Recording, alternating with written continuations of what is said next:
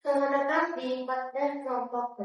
Halo teman-teman, saya Sianita akan menemani Anda dalam episode kali ini untuk membahas yang sangat menarik nih, algoritma Bayes and Brown. Tentu banyak yang mungkin belum terlalu familiar ya dengan topik kali ini, namun jangan khawatir, kita akan membahasnya dengan cara yang tadi kami. Pada kesempatan kali ini saya tidak sendirian, saya sudah bersama dengan narasumber. Silakan. Halo, nama saya Andre. Terima kasih Siti Hanifah sudah mengundang saya ke sini. Saya senang sekali bisa berbagi pengetahuan di sini dan semoga diskusi kita ini bisa bermanfaat bagi para pendengar lainnya. Baik, tanpa berlama-lama mari kita mulai ya. Sebelum kita mulai lebih jauh, saya akan memberikan sedikit gambaran tentang apa itu algoritma. Di dunia teknologi, algoritma itu seperti sebuah rencana atau urutan langkah-langkah untuk menyelesaikan masalah. Salah satunya adalah algoritma Bayes and Brown. Coba bisa jelaskan sedikit kenapa algoritma ini sangat penting. Untuk algoritma Bayes and Brown ini sangat penting dalam menyelesaikan masalah optimasi yang kompleks. Dengan algoritma ini, kita bisa mencari solusi yang paling optimal dengan cara yang lebih efisien, tanpa harus mencoba setiap kemungkinan yang ada. Algoritma ini banyak digunakan dalam berbagai bidang, seperti perencanaan rute, penjadwalan, dan masalah-masalah bisnis lainnya. Jadi intinya algoritma ini membantu kita menemukan solusi yang terbaik lebih cepat ya? Betul sekali.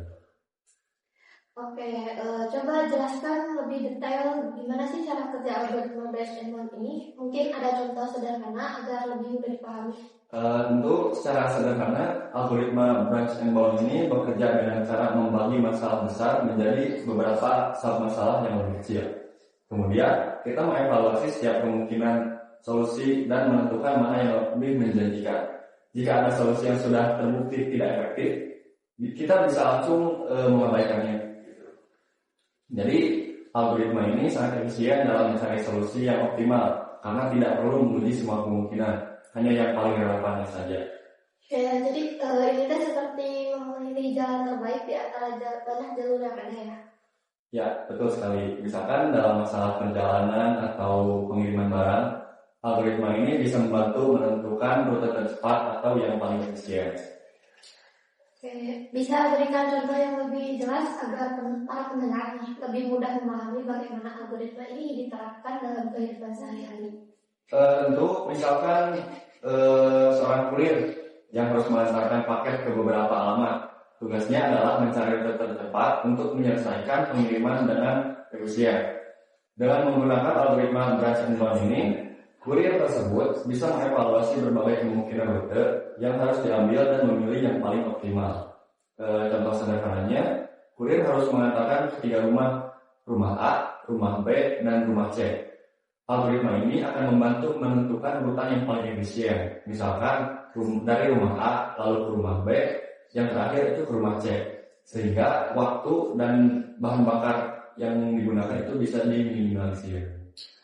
Oke, jadi algoritma ini kurir bisa lebih cepat menyelesaikan pekerjaannya ya? Ya, betul sekali. Algoritma ini sangat membantu dalam merencanakan rute yang efisien, terutama saat menghadapi banyak titik tujuan.